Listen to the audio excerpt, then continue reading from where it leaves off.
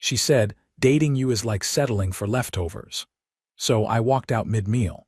Now she's alone, blocked, and telling everyone she made a mistake. As you listen, think about what you would do if the person you love talked about you like that in public. I've never been the flashy type. I don't buy designer clothes. I don't post gym selfies. I don't throw money around just to impress people. What I do is show up. I show up for work. I show up for family. I show up for friends. And for a little over 2 years, I showed up for my girlfriend, Emily, in every way I knew how. When we first started dating, she was finishing school and working 2 part-time jobs. She was stressed about money all the time, so I covered most of our dates. When her car broke down, I drove her to work every day until she could afford repairs. When she got sick last winter and missed 2 weeks of shifts, I picked up extra hours so she wouldn't fall behind on rent. I didn't keep score. I honestly believe that's what you do when you care about someone. You help carry the weight when they can't. Emily wasn't cruel every day. She could be affectionate, funny, supportive, but every so often she'd slip in comments that landed like a small cut. You're just so predictable sometimes. Not everything has to be about saving money. I wish you'd surprise me more like other guys do. At first, I told myself she was just venting or copying things she saw online, but after a while it starts to sink in. Not as a single dramatic moment, but as a slow question that won't leave you alone. Am I not enough for her? That's the tricky part about disrespect. It rarely arrives with a warning label. It shows up as jokes, and it keeps testing how much you'll swallow. The night it all ended was a Friday. Emily wanted dinner with some of her old college friends at a trendy place downtown. I was exhausted from work, but she was excited, so I went. The restaurant was loud, crowded, and overpriced. The kind of place where you pay too much for too little and pretend it's about the vibe. Emily loved it. She looked great, laughed easily, ordered cocktails, and soaked up the attention like it was sunlight. I sat beside her and stayed quiet. I wasn't there to be the star. I was there because she wanted me there. As the drinks kept coming, Emily got looser with her words. She always did. It wasn't that she became honest. It was that she stopped caring about consequences. Her friends started talking about old relationships, bad dates, exes, people they were glad they left behind. Then one of her friends asked, "So what's it like being in a long relationship? Don't you ever feel like you're missing out?" Emily smirked, lifted her glass, and said it. Honestly, dating him feels like settling for leftovers. For a second, I thought I misheard her. The table went quiet in that uncomfortable way where everyone suddenly remembers they're in public. Someone gave a nervous laugh like they were trying to turn it into a joke, but Emily didn't stop. She shrugged like she was commenting on the weather. I mean, he's reliable and all, but not exactly the first choice. Still better than being alone, right? When someone insults you and then waits for you to smile, they're not joking. They're checking if you'll accept your place. I didn't argue. I didn't ask what she meant. I didn't need a translation. I sat there and let the words sink in. Reliable, not the first choice. Better than being alone. Her friends avoided my eyes. A couple of them looked genuinely embarrassed for her, like they couldn't believe she said it out loud. I stayed quiet until the check came. Then I pulled out my card, paid the full bill including her cocktails and appetizers, and stood up. Emily blinked. Where are you going?" "Home," I said, and I walked out. The night air was cold, and for once I welcomed it. Every step away from that table felt like I was putting distance between myself and something I should have left a long time ago. By the time I got to my car, my phone was ringing. I let it ring. Then the text started. "Seriously, you just left. That was so dramatic." "It was a joke, babe. Stop acting like a child." Funny how the person who hurt you always wants to talk about your reaction, not their behavior. I drove home and didn't answer. About an hour later, there was a knock at my door. Emily stood there in her dress, arms crossed, face set like she was the one who'd been disrespected. She walked in without waiting for an invite. "Really?" she said. "You're going to storm off like that and embarrass me in front of my friends?" I stayed calm. "Embarrass you? Emily, you called me leftovers." She rolled her eyes. "Oh my God, it was a joke. Everyone was laughing." "No," I said, "they weren't. They were uncomfortable." Her face hardened. "So what? You're going to throw 2 years away because I made one comment after a couple drinks. Grow up." I let out a small, tired laugh, not angry, just done. "You don't accidentally call someone you love leftovers," I said. "Drunk or sober, jokes usually tell the truth people don't want to say straight." She shifted like she hadn't expected me to say that out loud. "You're twisting this. You always do this. You blow things out of proportion." I shook my head. "No, I've let you belittle me more times than I should have. This time I believe you." Her eyes widened. "Wait, you're actually serious? You'd end us over this?" I met her gaze. "You ended us the moment those words left your mouth." For the first time, she didn't have a comeback. She just stood there like she was trying to figure out which button to press to get me back into the old role.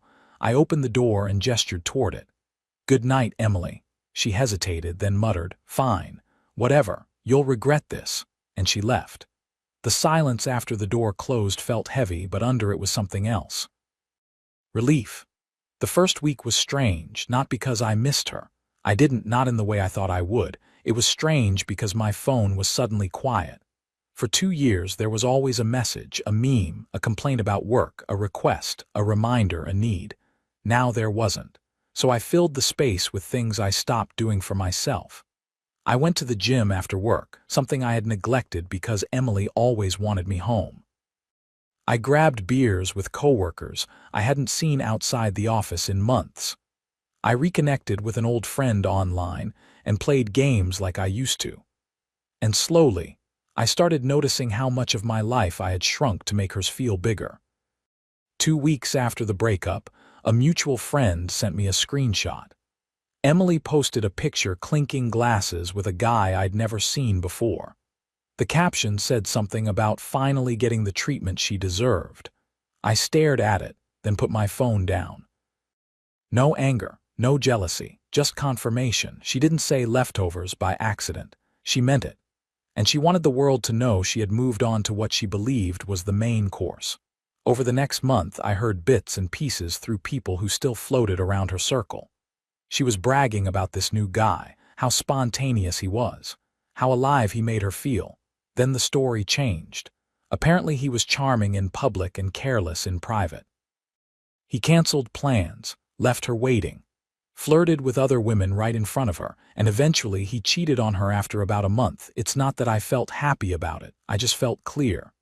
When someone chases a person for excitement, they often end up learning what excitement looks like when it turns into disrespect. Meanwhile, my life kept getting quieter in the best way. I cooked at home, slept better, lifted heavier. People at work noticed. A coworker joked that I looked 10 years younger. I didn't announce my breakup. When people asked, I kept it simple. We went our separate ways. No drama, just distance. Then, about 6 weeks after I walked out of that restaurant, my phone buzzed with a number I knew by heart. "Hey, can we talk?" I stared at the message for a long moment. Then I locked my phone and went back to what I was doing. A day later, another text. "Wow. You're really going to ignore me after everything?" Then another. "I just wanted to clear the air." 3 days passed and she tried a different angle. "Okay, I get it. I messed up. That leftovers comment was stupid. I was tipsy and trying to make people laugh. You know I didn't mean it like that." I actually chuckled when I read that. She was trying to repackage cruelty as a bad comedy routine. That night my phone rang. Against my better judgment, I answered. "Finally," Emily said, voice soft. "You're impossible to reach these days." "Maybe that's the point," I replied. She sighed. "Come on, I know I hurt you, but are you really going to erase 2 years over one dumb comment?" "You didn't just hurt me," I said. "You showed me what I was to you." "It was a joke," she insisted, sharper now. "I was drunk and you're blowing it up." "No," I said calmly. "I believed you because I think you meant it. That's why I walked away." There was silence. Then she tried to pivot. "I miss us. You were always there for me no matter what. No one else has ever treated me like you did. Can't we start over?" "No," I said. "I'm not interested in being leftovers again." Her sweetness evaporated. "Wow, so that's it. You're just throwing everything away." "I'm not throwing anything away," I told her. "I'm finally keeping something for myself." And I ended the call. Over the next week, she tried again and again. Texts, calls, even a message from a fake account after I stopped answering. Each attempt followed the same pattern. Light and playful, then apologetic, then guilt, then anger. When none of it worked, the mask slipped. That's a useful thing to watch. People show you who they are when they don't get what they want. One Saturday afternoon, I heard a knock at my door. When I opened it, Emily was standing there, and she looked nothing like the confident woman from that restaurant. Her makeup was smudged. Her hair was pulled back like she hadn't bothered. She held her phone tight like it was a lifeline. "Can we please talk?" she asked, voice cracking. I didn't answer right away. I stepped aside and let her in. She sat on my couch like she belonged there, like the last 6 weeks didn't happen. Then she started crying. "I'm sorry," she said. "I never should have said that. You didn't deserve it." "You were the only person who ever really cared about me." I stayed standing. "Emily," I said, "crying doesn't change what you said or what you meant." She wiped her face. "You don't understand. The guy I was seeing, he didn't care about me at all. He just wanted someone to show off. He cheated on me after a month." I let the silence stretch. She was waiting for comfort, for the old version of me to step in and make her pain disappear. I didn't. Finally, I asked, "And you think that means I should take you back?" Her head snapped up. "I'm saying I made a mistake. You're stable. You're kind. You're the only person who ever," I cut her off. "Stop, you don't miss me. You miss the way I made your life easier." She blinked, stunned. "That's not true." "It is," I said. "You called me leftovers, then you went looking for something better. Now it blew up and you want the safe option back. That's not love. That's convenience." Her desperation twisted into anger. "You think you're better than me now because you've been hitting the gym and ignoring my calls." I almost laughed, but I kept my voice level. "No, I just finally respect myself." She stood up fast, tears gone, fury in her place. "Fine, screw you, you'll regret this. No one else is going to put up with you like I did." I looked at her. "You didn't put up with me, I carried you, and I'm done." I opened the door. "Goodbye, Emily." She stormed out, slamming it hard enough to rattle the frame, and all I felt was calm. About a month later, a friend hosted a small get-together. Drinks, cards, catching up. Nothing big. I almost didn't go when I found out Emily would be there. Then I realized something. I wasn't going to keep shrinking my life to avoid someone who disrespected me, so I went. When I walked in, I felt her eyes on me right away. She tried to act normal. Too normal. Laughing a little too loud, talking a little too fast. Eventually, she found a moment to corner me near the kitchen. "Hey," she said softly, like nothing had happened. "You look good." "Thanks," I said, and gave her nothing else. She fidgeted with her glass. "I've been thinking a lot about us, about what we had. I know I screwed up, but maybe we could try again, start fresh." She was waiting for me to melt, to let her rewrite the story. To pretend the leftovers line was just a bad night, I just looked at her. "Emily," I said, calm and clear, "you made yourself perfectly clear. I was leftovers to you, remember?" Her face went pale, her mouth opened, but no words came, and I kept going, not loud, not cruel, just honest.